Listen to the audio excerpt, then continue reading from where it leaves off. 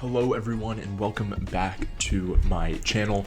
In today's video, I'm going to talk all about Andrew Yeung's OOO Summit.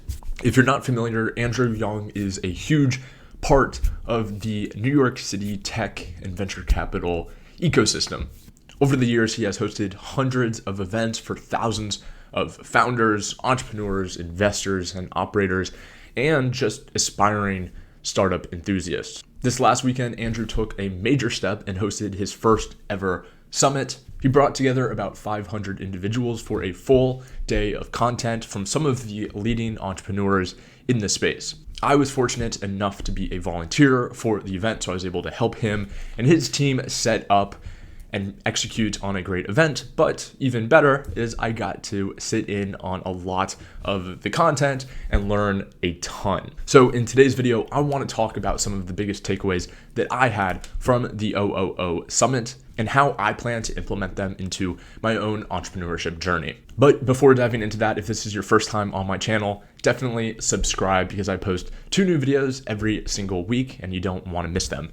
And with that said, let's get into the first takeaway. So the first speaker of the day was Sam Parr. If you're into entrepreneurship, you've probably seen his podcast, My First Million. It's always him with Sean Puri. I've watched a few episodes of it. And yeah, Sam is just a pretty big name on Twitter and kind of the whole ecosystem. So he started off the conference really hot. And of course, this was a conference all about entrepreneurship. And so for Sam, he talked about the process of selling his business, The Hustle. So The Hustle was a newsletter that he built up, and this was in 2016, so before everybody had a newsletter. And he built this up and sold it eventually to HubSpot, the technology company, for I think it was like $27 million.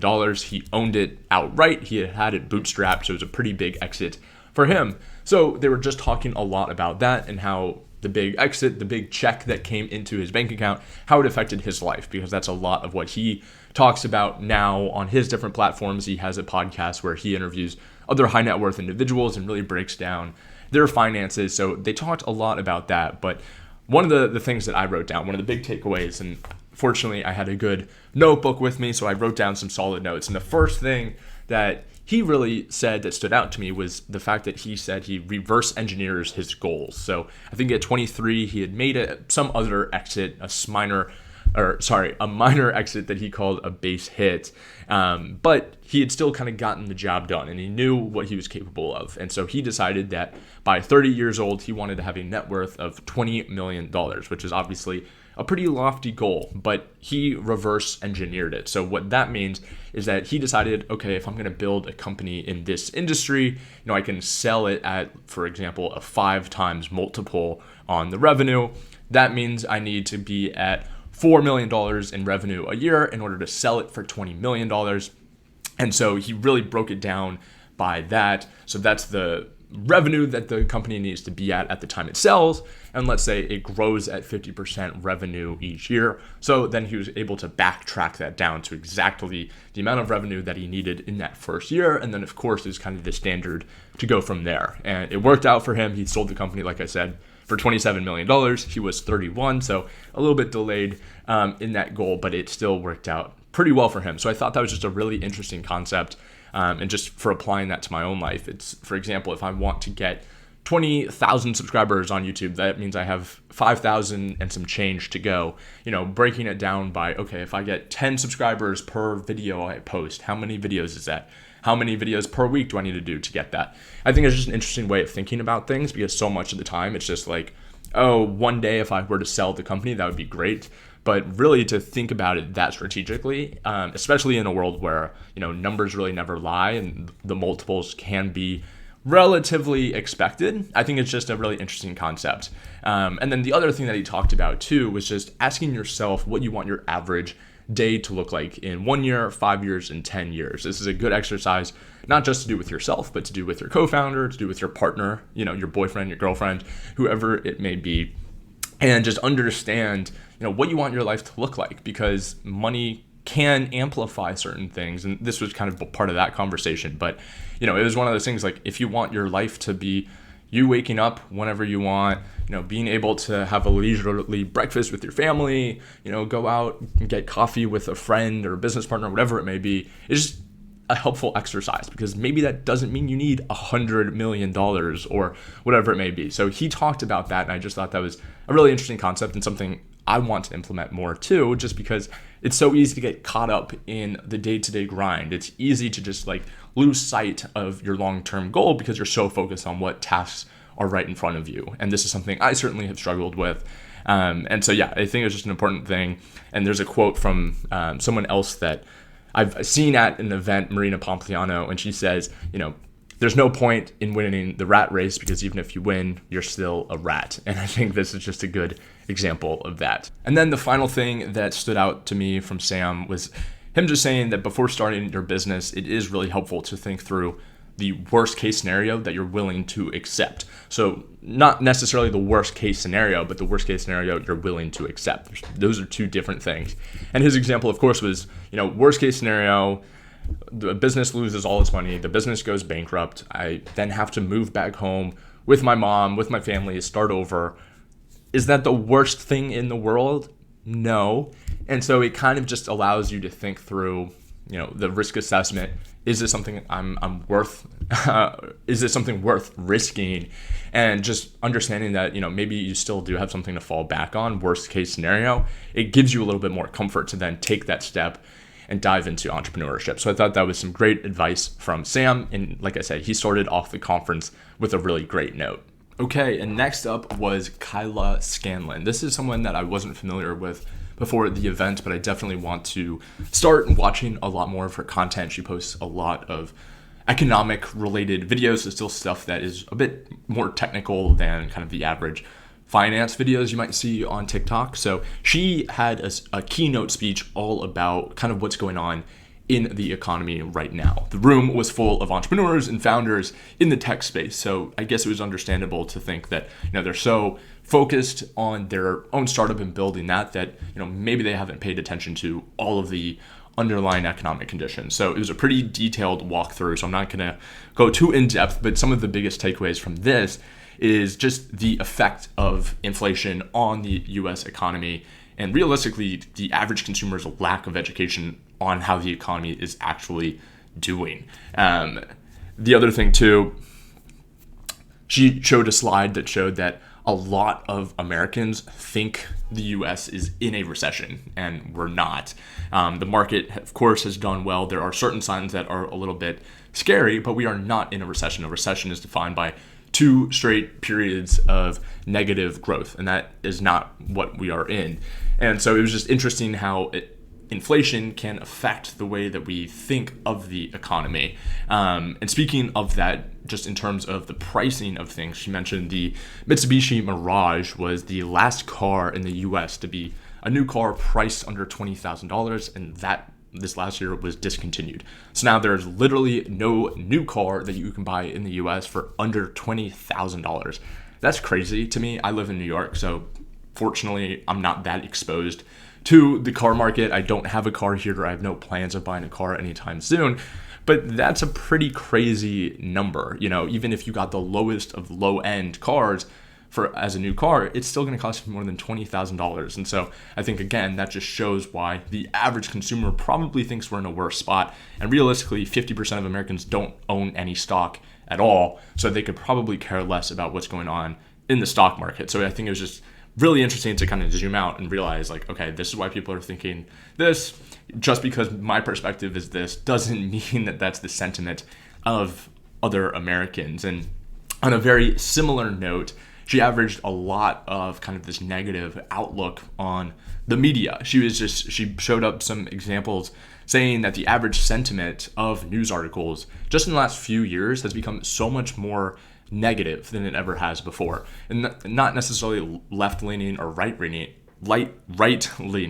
but just negative. And I think a good example of this is even here on YouTube. I think Graham Stephan does a lot of content where it's recession coming soon, the end of the housing market, things like that are more clickbaity. And, even if someone's not clicking on the video, they still might swipe by it and think, oh, shoot, like, is the housing market actually about to crash? Are we in a recession? Things like that. And so, of course, the more sensationalized articles lead to more clicks. So that's what incentivizes a lot of these media companies to do that. But for the people who don't read it and aren't super educated on the space, it is natural to think that they would now think the economy is in a much worse spot than it is. So again, she went very deep into the federal funds rates and the Federal Reserve and all of that, and I don't need to talk about that in this video, but the biggest takeaways for me was just the difference, I guess, between my perspective and the perspective of the average US consumer. And I think that's just a really important thing to keep in mind, especially going into the election. And so yeah, a lot of food for thought in her presentation. Then later on in the day, the keynote was Andrew Yeung himself doing a presentation all about building a personal brand. This is something that Andrew has done an extraordinary job of. He now was able to quit his job working at Google to do what he's doing now of hosting events and bringing founders and entrepreneurs and investors together and do that for a living. And a lot of that has been driven by his ability to build a personal brand and to just have such a strong reputation. So he is certainly the right person to be talking about this. And yeah, the major thing that he focused on was identifying your niche. What problems do you observe in your own life, and how can you help solve those problems? This is something that I've kind of always thought about with my own content, knowing that I was only a few years ago a finance major in school, trying to figure out how to make it onto Wall Street, get a job in investment banking or whatever it may be. And so I've really thought about this process. It's like, what problems was I facing? What questions did I have? And that's why a lot of my content now is focused on answering those questions. So I think I'm doing a relatively good job of that. But again, on a similar note, he mentioned, like, why are you the one to make content about this topic? Like, why you? What gives you the credibility? He said that, why will others listen to you? Why will others follow you? Why should they? A lot of people kind of need proof that you are an expert on the subject. So it's important to show your credibility. For him, he worked at Meta, Facebook, Google. He now is investing at a venture capital firm. So he has a lot of credibility to talk about the things that he talks about. And this is something I've always kind of struggled with on the channel because, obviously I'm still early on in my career. So I'm not going to pretend to be an expert with a lot of financial topics and things like that. So I just try to talk about what my experience was, going through the recruitment process. Then I'll share, some of my thoughts on market trends and things that we're seeing, but from my perspective. I never try to be someone that I'm not, and I hope that kind of comes through in the content. But again, that is what Andrew really focused on, is finding your own niche, finding your own competitive advantage. Don't try to be someone that you are not. Focus on being niche, like I said. And he said, just in terms of how you approach your posting and the different platforms you use, the importance of picturing just the one person that you want to connect with, the one person in your niche, and make your content for that person. If you try to make way too general of content, it ultimately gets lost. And I think this is something that I've seen on my channel. If I try to make a video just talking about the Federal Reserve, there's hundreds, if not thousands, of other videos doing that exact same thing and realistically doing a better job of it. But I can talk about, how my resume, what my approach was to landing a job in the city, things like that, where I truly am an expert. I went through the process, I did it successfully. That gives me the credibility. So I thought that was just a really helpful hint, was picture the one person that you want to connect with and focus solely on them. And like I said before, that is a lot of what I've tried to do with my content. It's content videos that I think would have been helpful to a younger version of me, whether it was 2 years ago, 5 years ago, 10 years ago. So I think that was just some really solid advice for other people trying to build a brand in the space. Then he talked a lot about how to just keep on coming out with content, because that's something that I see a lot of creators face issues with, is just finding new topics, new ideas. And so one of the things that he mentioned was the 2-year test. So think through the last 2 years of your life and make content about problems that you've solved, topics that you've learned, and remarkable things that you've achieved. This is something that I definitely try to do a lot of on this channel. Obviously, like I just said, I'm making a lot of videos about problems that I solved and also things that I've learned and found interesting. So I think that's just a good audit for what you can make your content about, is just reflecting on what you've learned in the last 2 years. And then the other thing too, the other perspective is just what he called the 4 T's. So that's content that is tactical. So here's how, for example, how to make a resume. Trends. So here's the data. Triumph, which means you can do it. So more emotional videos, inspirational videos, things like that. And then finally, theory. So here's why something is happening. And again, all of these come from your own perspective. So it allows you to still hone in on the niche. So overall, that was really incredible stuff from Andrew. I learned a ton. And like I said, he's done a fantastic job of just building out his brand and constantly coming out with content. He says he posts daily on LinkedIn. So kudos to him for that. And yeah, I definitely look forward to implementing a lot of his advice into my content strategy moving forward. Okay, the next few presentations happened while I was really volunteering in a different area, so I didn't get to hear too much of their speeches, but still got some really solid takeaways. And the first person that spoke as part of this section is Shahed Khan. He was the founder of Loom, the one productivity tool that allowed you to kind of film screen recordings with your own video really efficiently. Now this is pretty standard, but when he created Loom, it was definitely not the case. And yeah, I think at its peak, it was worth more than $1 billion and had a great exit. So really interesting to hear from him. But the main thing that stood out that he said is that he said, build something today that you think will be relevant 5 years from now, but doesn't exist currently. And I think that was just, again, I'm belaboring the point, but an interesting thought because it makes you think about, okay, what's the content that I'm creating? What's the product that I want to build? Maybe what's even the career or the industry that I want to go into? Is this something that'll be huge 5 years from now and isn't today? That's what creates the opportunities. So that was just some really solid food for thought for me. Just as I approach kind of this next chapter of my career, I feel that now that I'm 2 years in, I'm no longer a fresh grad.